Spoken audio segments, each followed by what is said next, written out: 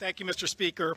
Mr. Speaker, almost exactly a year ago, when the Trump administration came into office and the new Republican majority, again, elected its leaders, they promised to focus on the forgotten American, the middle-class families that have been left behind, according to the speeches that were given at that time. Well, there is no issue which I think resonates more powerfully with middle-class families than the unrelenting rise in the cost of college and higher education. Again, the numbers surround us. $1.3 trillion in student loan debt, according to the Federal Reserve Board.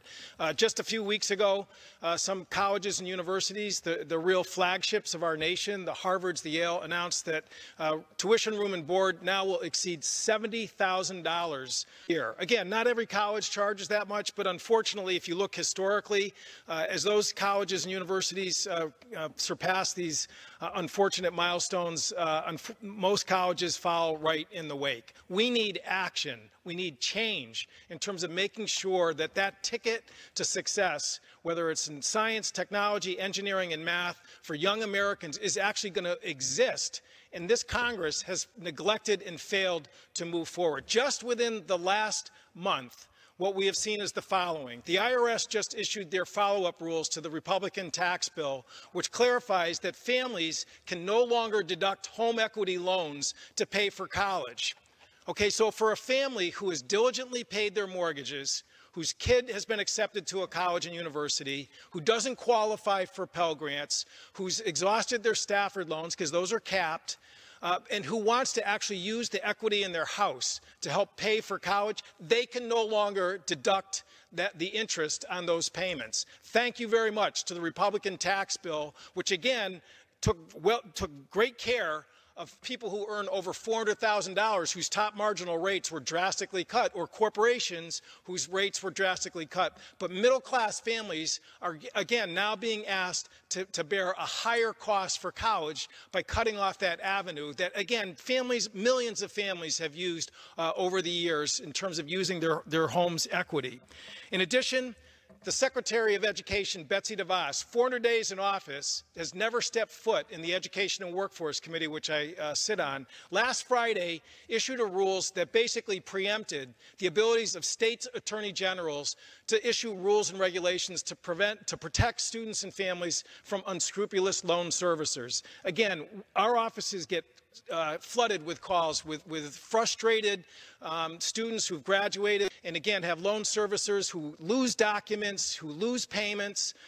And, again, what was happening at the state level, both Republicans and Democratic attorney generals were putting into place rules and regulations to protect those people caught in these predicaments. On Friday, the Secretary of Education, a Republican who supposedly believes in states' rights, told those states that they will be issuing rules preempting states from protecting those people caught in these situations. Unbelievable. And lastly, last week, the Inspector General's office, which is a nonpartisan arm of government, its job is to look at government negligence and malfeasance and problems, issued a warning that the Republican higher education bill, which was reported out in December, the misnamed Prosper Act, will again lift all the regulations on for-profit colleges, which again take advantage of students overpromising skills and degrees that turn out to be worthless at the end. Again, we know about ITT Tech, Corinthian College, which was shut down by the last administration because of the outrageous practices that they were involved in. The Prosper Act basically lifts all of those controls that the department has over them. And again, it's open season in terms of students that are going to be subject to that kind of an environment. By the way, the group that is probably the most vulnerable are veterans, because their GI Bill is so rich in benefits. Those are the ones that for-profit colleges target. Why do I know that? Holly Petraeus, General David Petraeus' wife, who was in charge of, warning veterans about these problems a couple of years ago.